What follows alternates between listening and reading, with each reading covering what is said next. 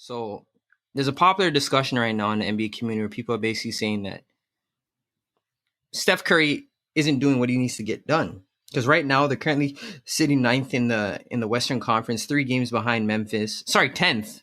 3 games behind Memphis in the loss columns for ninth seed, and 4 games behind San Antonio. Um, so I know a lot of people say, "Oh, Dame over Steph," but if you look at it, Dame's track record speaks for itself. He's gone out there with less talent and been able to bring his team to the playoffs every year. And it just looks like now Stephen Curry's here. Granted, his roster isn't superb, but it's not horrible. It's not dog shit either, and he just can't get it done, despite the numbers that he's putting up. So the question comes about as to whether or not we have to start reassessing Steph Curry as one of those guys. And I know that's a wild question to ask, right? Or the wild question to pose, but given the stance that he's in and the state of Golden State right now, like I don't know how else you're supposed It to ain't look at wild it. to me. Still, you guys already know me, But so I'm gonna let Kev have yeah, it. yeah, You, I man, like you already it. know what energy I'm coming on. Still, yo, bro, like, I give up still, cause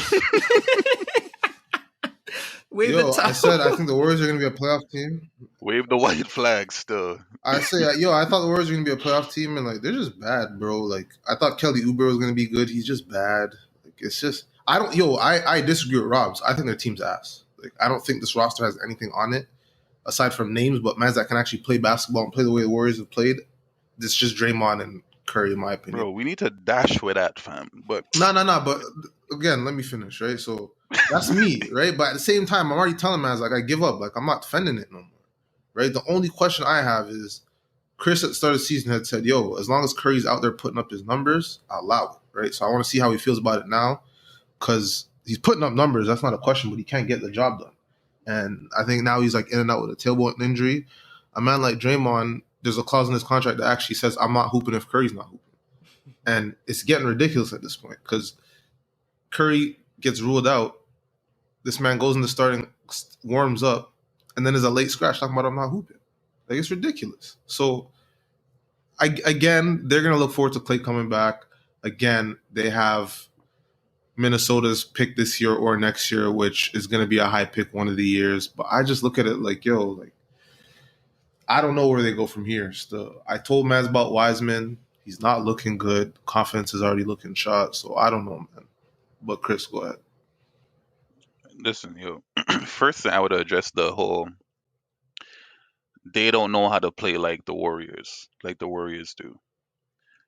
I'm not hearing that excuse because newsflash, fam, you don't have Andre Iguodala, you don't have Livingston, you don't have KD, you don't have Klay Thompson, you don't even really have Draymond Green, bro. So it's like, fam, if the personnel aren't there to run the way how you were running when you were great, then fucking switch it up, fam. Make some adjustments, bro. Like I can't keep hearing this. Oh, you don't know how to play the Warrior way, nigga. You don't have those players out there, fam. So fix up. That's number one. Number two, moving over to Steph Curry, bro. This is what I've been saying about Steph Curry. And when I came into this year, I said off rip, they're not making the playoffs because I've been feeling like this about him. Steph Curry is a great player when you have the pieces around him. He's like the nuclear weapon, bro. He's like the man to put shit over the top. But in order for him to literally drag you to get to where you need to be, I just never seen it. And that's what I'm saying. Like I can name countless players, bro, that have regardless if you want to say Kelly Oubre, Andrew Wiggins, even Draymond, regardless how you want to think about them, bro, I've seen countless players literally do more with less. Literally. I can name them off top of my head of mans that has done more with less talent around them and at least made the playoffs. You're telling me a nigga like Steph might not even make the play in? Come on, bro. Come on, fam. You know what I'm saying? Like, this is outrageous. This is outrageous stuff. Because what we do, facts is facts, bro. There's Draymond Green, however you want to look at him, he's still regarded as the ultimate winner glue guy, one of the best defenders in the league, best passes in the league, whatever the case is. But yo, Kelly I can't Oubre hear is that from you when you were here saying he was shit like for months. yeah, Still. but he is. I just told you he shit literally 30 seconds ago. But I'm talking about what the perception is to other mans. But what does Like perception matter if when they we're were talking reality? if the if the groundswell of NBA fans were to talk about Draymond Green, that's what you would hear. The same way with Kelly Oubre. Kelly Oubre is actually he's shit, but his numbers have bounced back from the beginning of the year. He hasn't been playing terribly bad. Like his numbers aren't like you're not gonna close your eyes when you see his numbers. Same thing with Andrew Wiggins. The only man I can say that is actually bad out there is the center, and he's a rookie. But he's a number two overall pick. So you should be able to squeeze something more, something else out of him. But you know why you can't? Because you guys are busy playing the warrior basketball. Like, nah, fam. Yes, Steph Curry's numbers are good. They definitely are. But if you're telling me you can't even make the play-in tournament, bro, the play-in tournament, and I've seen niggas like Russell Westbrook go out there with absolute bums, fam, absolute bums. When Luca didn't have KP that year, and he dragged those guys to the playoffs until KP came back later on. I could keep naming mans. Like, nah, fam, it's unexcusable. It's unexcusable. Yo, my only thing is, I agree with you that it isn't unexcusable, but I think your argument is strong enough where you don't have to move like mans like Wiggins are guys still. Like your argument does not need that. Like it speaks for itself. As you just named, there's mans who have done it before to the point where you don't have to start moving like you believe and talking about perception. Perception and reality is two different things. You think Wiggins is shit and you think Draymond is shit. Despite that, you also think that Curry should be able to drag his team to the playoffs because mans have done more with less. It's that simple. Don't fend mans and move like mans are better than they are because they're not. But at the same time, we can still say Curry's supposed to do better. Here's my thing, right? Hold on, Chris. You're talking about perception of Draymond, fam. That's all. Like, yeah. But fam, how much times do I have to hear that Draymond is a winner? No, but it doesn't matter. You can't come on here and say Draymond is shit and then want to talk about perception when we're speaking on reality. We're not talking about perception anymore. It's not November when we're talking about what the Warriors are what going I'm saying to. is the reality is that mans rate him. That's the reality. And the reality is he's not good. No, we both agree. Hold on. Okay, but what I'm saying is other mans don't believe me. Hold on. I think I say it, other mans will tell me I'm wrong. I think there's a point to be discussed here because I think you guys are both right in your own respect.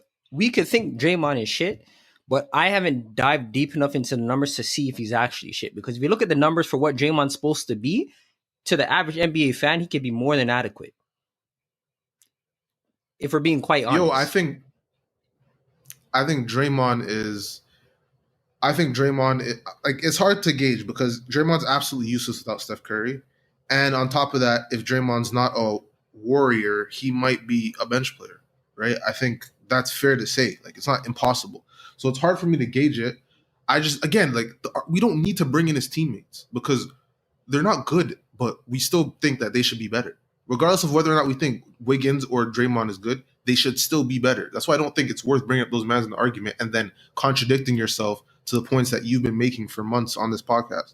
Like all of us wholly believe that Andrew Wiggins is not a good player. So there's no reason for us to sit up here and now move like, oh, he's playing well or whatever, he's doing his thing. Because he's not.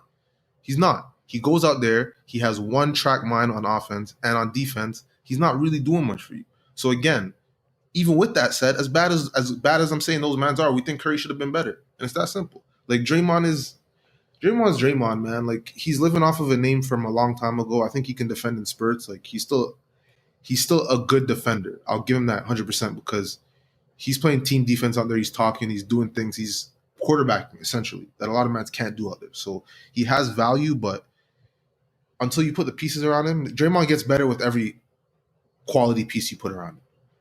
I think that's the easiest way to put it. I just don't understand how someone could look at it and say that Steph is back on fraud watch to me.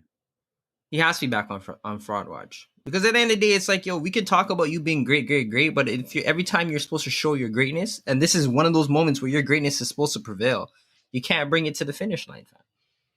And I give respect to Dame Lillard because Dame Lillard goes out there religiously with maybe not next to no talent, with subpar talent and gets the job done. Yeah, that's cool stuff. Dame has not, the last All-Star that Dame's played with CJ, without CJ, with Nurk, without Nurk, you don't see? But yo, the thing about it, even with CJ, I think I agree with that because go ahead.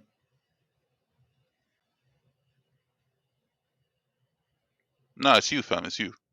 Oh, no, I was just saying, like, yo, like as much as we rate mans like CJ and Nurk, they're not in the All-Star conversation. Like, you get what I'm saying? They're not no Klay Thompson. They're not guys. They're good players, Well, they don't. maybe above average players, but they're not guys. Like, you know what I mean? And Dame does it every year, and it's never a discussion. It's never a discussion. He gets it done every single year on his lonely. And it's just like, I have so much respect for that guy, because at the end of the day, it's not like Portland tries their best for a small market team to place some surrounding pieces with him to allow them to compete, but it's not the same. They're not able to take on that $70 million, luxury hit because they need Kelly Oubre just to stay relevant until Klay comes back. Like, those type of situations aren't realistic for Portland. So the fact that Dame is out there shouldering the load, doing what he's doing on that efficiency, and then you see guys at like Stephen Curry at the bottom of the table. I'd understand if he was like 7th, 8th, 6th. Cool. You're at the bottom of the table. Come on. Well, we'd be I can't. cool That's on that. That's what inexcusable. we're asking for. Still. It's inexcusable. Yo, I think that that Dame and Curry convo kind of brings up what do you want? Like, do you want the man that's going to get you the championship, or do you want the man that's going to drag you for 82 games, right? Because which one are we going to remember? Because I think Curry's going to be remembered a lot more than Dame was, but there's going to be mans that say, yo, like, if Dame had what Curry had, then he would have done X, Y, and Z. But the fact is, he will never have that, right? So it's tough, because I have bare respect for Dame. As Rob said, like, he's done more with the absolute less. Like, I obviously think his team is way better than Curry's right now, but I've seen him without it, right? I saw when I'm not even going to say Nurkic. Nurkic is shit. I saw when CJ went down and they kept going. I seen last year when he basically, in the bubble, dragged that team to the playoffs and won one game up against the Lakers, even though that doesn't mean much, but he made it there, right? And I think all of us, like, if the Warriors were 8th, 7th right now, like, I'd be cool, like, based on, the fact you lost Klay and you're still in the playoff hunt, like, I'd be cool. But it's just the fact that at the start of the season, first couple games they looked bad. I said, hold on. When they picked it up, they started winning games. I think they got all the way up to 6th at one point, and then now it's kind of look like they've given up, like they quit, right? And I don't know, man. Like, I think next year we're gonna do the same thing again, where we're gonna hear, okay, Klay's back now, like, it's time, right? But is it ever time? After Klay comes off the food for the Warriors, though. After Klay comes off the Achilles and the torn ACL, like, is it time? That's what I'm saying. Like, is it time? Is it going to be time again? They're going to have a Timberwolves pick you this year or next year. So they're going to, in the next 3 years, they're going to have Wiseman plus another top 5 pick, right? And we're going to hear again, all right, they're running it back now. Curry's 34, whatever it is. Like, they're not going away gracefully, is what I'd say. They're not going to fall away like and just be a bottom team, but it's just going to be a thing of every year we're going to hear that the Warriors are back until the point we get to where it's like, fuck it. Like, I don't want to hear that shit. I mean, I would have closed it. Yeah. I would have closed the book on the dynasty for when Klay tore the ACL. The Achilles is one thing. That's a hard enough injury to come back as is. But ACL? ACL was first. You would have closed the book on Klay off the ACL? Nah. I thought the Achilles was first. ACL was first. Towards ACL in the finals, towards Achilles this summer. Still. Yeah. Whenever he tore the Achilles... Not tearing the book on. The Achilles is a hard enough injury to come back from. And couple that with anything else, that I'm not saying it's impossible, because we've seen guys come back from the ACL as well as the Achilles. Well, not both of them at one time separately, but that's gonna be hard to come back from. And even then, like, what does Klay Thompson look like when he comes back? Like, is he now just a spot shooter? Mm-hmm. Like, I can't imagine he has the same mobility. Yeah, to pretty be running much, because he won't be able to defend. Yeah, he won't be able to defend the way how he's been able to. I also look at Klay was a man that was built different still. Like, that was a man that was giving you 82, playing 36 minutes a night, never taking any time off. So maybe he's built different, but until I see that, like, I can't believe it. But I can't write him off now and say he won't be able to defend, because he didn't really do it off athleticism. I think there might be a chance he still could, but it's unlikely, I'd say. What I do need, though, is... Chris, let me ask you something quick. Can Klay actually defend? Because he's never been made an all-defensive team. Yo, yes, he can. I'm just asking. He can. I'm just asking. He definitely can. He definitely can. He got robbed. I've seen it, though. You haven't made an all-defensive team, but that usually goes to the mandem that are out there only playing defense. You know what I'm saying? Like, where that's all they have their name on, is just a defense on the floor, like the Marcus Smarts of the world. Even though Marcus Smart is gradually getting better on offense now. But my thing is with Draymond, bro, I need mans to actually just cut it with any type of Draymond love. That's what I want personally. Like I was listening to Charles Barkley on I think it was a Bill Simmons podcast, and he was saying, bro, like my issue with Draymond is that he acts like he's good. Literally, this is what he said. Like he acts like he's a great player and he's a decent player, but he talks and acts and moves around like he's a great player, and that's what I can do as a former great player. Like that's what doesn't drive well with me. It doesn't drive well with me either. Me knowing what great players look like, he's not. He's not in any shape, form, or way, bro. Like he had a good two that year. He shot 38% from deep. Great, great. That was Draymond's absolute peak. And since then, it's been triple single all the way. Now he struggles to even get to 6 points a game, bro. So I'm done, bro. I'm a Draymond hater, and he gives me the ammo every year after year. So I don't business. But this is what I'm saying. You can't be a self-proclaimed hater then come up here and move like he's a guy. It just doesn't work. So But if a yo, man fam, tunes in for I'm the gonna first do it time, they until the won't know. narrative But like, changes. Let the narrative change. That's all I'm saying. Because the narrative still has him as a winner. that doesn't. Well, technically, he is still a winner. Still, he has chips, and not too many mans can say that. For being honest, I'd have a chip too, still. Yo, you say that, but like, he was one of those most important players Like, throughout the it's just entire facts. time. So. KD, Clay, and Steph, I'd have a ring too, still. maybe that's what it is. Still, I don't know, but